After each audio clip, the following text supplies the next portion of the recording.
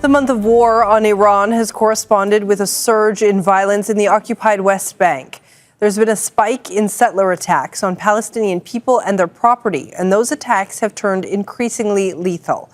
In March, at least 8 Palestinians were killed by settlers. 9 others were killed in Israeli army operations in the occupied West Bank. It's the highest number of fatalities linked to settler violence since October of 2023. The Israeli military has responded by redeploying an entire battalion of troops from Lebanon to the occupied West Bank.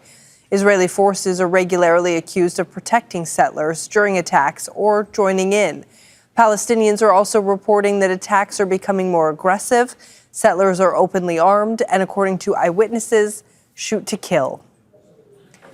Adam Shapiro is Palestine Strategy Director at American Friends Service Committee, and he joins us now live from Detroit, Michigan. Thank you for being with us, Adam.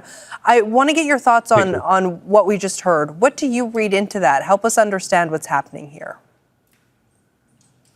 I think there's 2 things at play. One is in the immediate, is that since the launch of the Israel-U.S. war on Iran, settlers in the occupied territories have taken advantage of what they perceive to be a lack of focus or a distraction, such that they can get away with escalating violence, escalating attacks, and establishing new outposts and settlements in the occupied territories, while the Israeli government, the international community is looking away. And so we've seen that escalation, as you referred to. The number of killings is way up, 8 in the last month, which is off the charts if it continues. And that's one trend.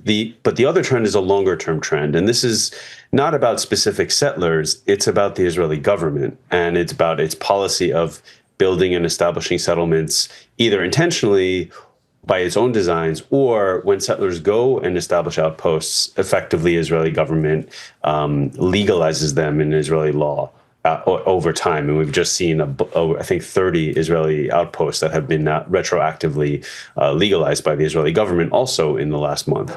So it's part of this long-term process to take as much land as possible and ethnically cleanse the Palestinians, while at the same time, we see these pogroms happening by Israeli settlers who feel empowered, who feel immune from any kind of consequences, and they're running rampant now in the West Bank. And what happens to the Palestinian people who are there, who are living there, who are the victims of these attacks? Where do they go after these things happen? I think over the last year and a half or so, we've seen upwards of 35,000, 40,000 Palestinians now being effectively, pushed out of their villages throughout the West Bank. And where are they going?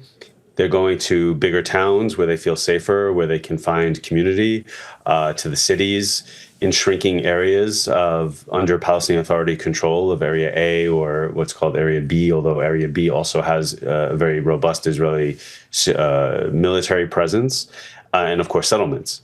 Area A, we just learned in the last 2 days, now has also started to witness Israeli outposts being set up by these settlers. So even there is not safe in any way from settler attacks, and of course certainly not from the Israeli military. Is there any way for Palestinians to protect against these? No, unfortunately, no. There is no way for the Palestinians to protect themselves. What we need is intervention, really, by the international community. Now, I don't mean necessarily armed forces on the ground. Mm-hmm. What we need to see is the Israeli government pay a price for its policy of settlements, and to pay a price for what is effectively state-sanctioned violence by these settlers. That could mean sanctions against the Israeli government, against Israeli government officials. That could be sanctions against what is effectively a corrupt banking system that finances all of these settlements and theft of property. It could be cutting off the Israeli government and banking system from the international financial system. That's how to make Israel, take seriously any concerns that the international community might have about these illegal settlements. Adam Shapiro, thank you very much for joining us here on Al Jazeera. We appreciate your time.